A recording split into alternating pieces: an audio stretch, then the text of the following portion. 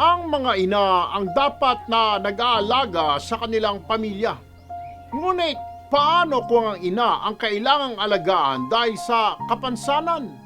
Ito ang kwento ng magkapatid na Jocelyn at Lori Cabantac na parehong may schizophrenia. Mga ina sila, ngunit dahil sa kanilang kapansanan, iniwan na sila ng kanilang mga anak. Tanging ang kuya na lamang nilang si Antonio ang nag-aaruga sa kanila. Ngunit di po natin may kakaila na hindi biro ang mag-alaga ng mahal sa buhay na may sakit sa pag-iisip. Yan ang sitwasyon ngayon ng pamilya nila Jocelyn at Lori. Dahil sa hirap ng buhay, napilitan na silang ikulong na tila kwadra ng hayop na may kandado at rehas.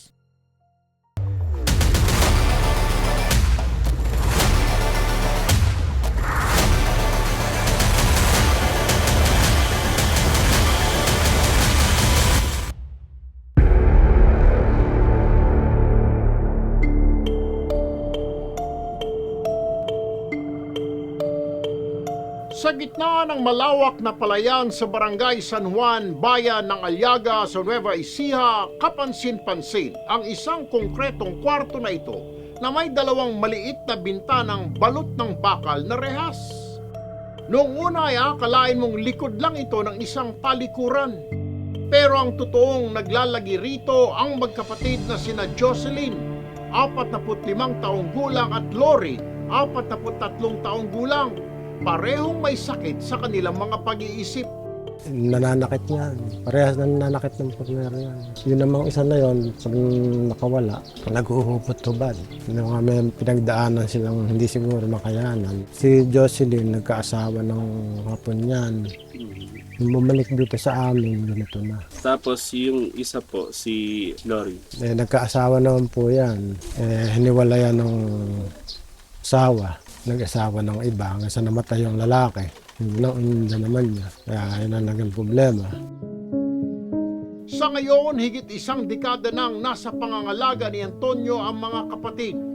Kung ako tatanungin niyo, gusto ko sanang gumaling dahil may edad na ako. Hindi ko na rin baka mga iyan.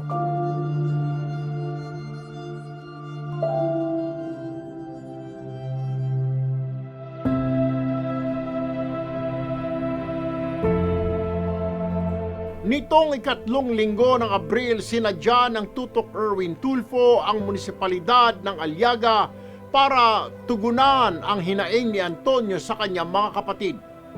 Katuwang ang Aliaga Municipal Social Welfare and Development Office, Aliaga Rural Health Unit at Department of Social Welfare and Development Field Office 3 na pagkasunduan ang agarang pagtutok sa kalagayan ng magkapatid. Agad na nagtungo ang grupo sa bahay ng pamilya Cabantac para matignan ang lagay ni na Jocelyn at Lori. At doon nakita ang kalunos-lunos sa sitwasyon ng magkapatid sa sementadong Bartolina. Yung ventilation ng sitwasyon ng pasyente, kulang sa ventilation, kulang din sa insulation. Sa makikita mo na parang hindi siya kwarto, parang kwadro. Ang size lang po ng tinitira nila is 2.5 meters by 2.5 meters po. Hati pa po sila. Yung pinakalugar po ng semento lang po, tapos may gate po na sobrang baba po talaga. As in, sumusot pa po sila sa ilalim bago po makapasok. Then yung pinakatutulugan po nila, dun lang din po.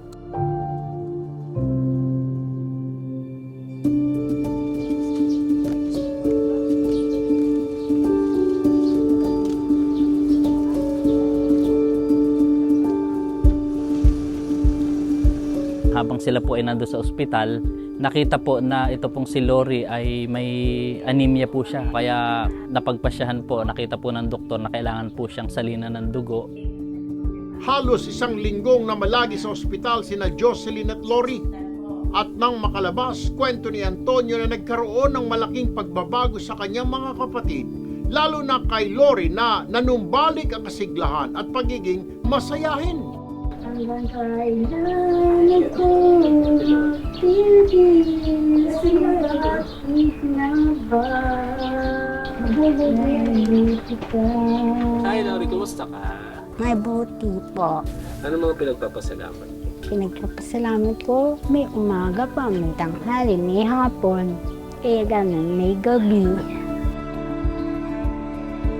Kaninang umaga, nagulat niya ako ama ng ama.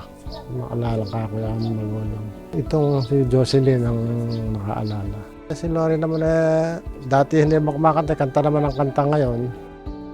Bukod sa pagtutok sa medical na pangangailangan ni na Jocelyn at Lori, nangako rin ang lokal na pamahalaan ng Aliaga na aayusin ang tinutuluyan ng magkapatid. Yan ay para mas maging angkop at komportable ang kanilang sitwasyon lalo ngayong panahon ng tag-init. Una na rin nagpaabot ng pinansyal na tulong ang DSWD sa pamagitan ng kanilang Assistance to Individuals in Crisis o AICS program. Nagpapasalamat niya ako dahil tinutulungan niya ang mga kapatid ko. Maginangin naman natin may tumutulong na tao. Maraming salamat sa mga tumutulong sa akin. Salamat po sa pagtulong sa amin, Senator Erwin Tulfo. Sa parating po na Mother's Day, importante na bigyang halaga ang ating mga ina, lalo na kung sila'y dumaranas na malubhang karamdaman, gaya na magkapatid na Jocelyn at Lori.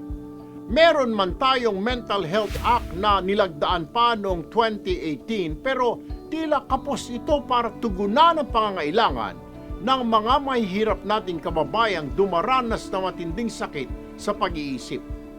Dagdag pa riyan ang kakulangan ng mga pasilidad sa bansa na tututok para masigurong nabibigyan po ng atensyong medikal ang ating mga mentally disabled nating mga kababayan. Bilang pinuno po ng Senate Social Justice Committee, asahan niyo bayan ang pagtutok natin dyan at pagsigurong tumino ang mga nagpapatupad ng naturang batas. Kami po ay nagpapasalamat sa lahat ng ahensya na tumulong kina Jocelyn at Lori, partikular na sa Aliaga LGU at sa DSWD Field Office 3. Maraming salamat po. Ako po si Erwin Tulfo, ang kakampi ng mga inaapi.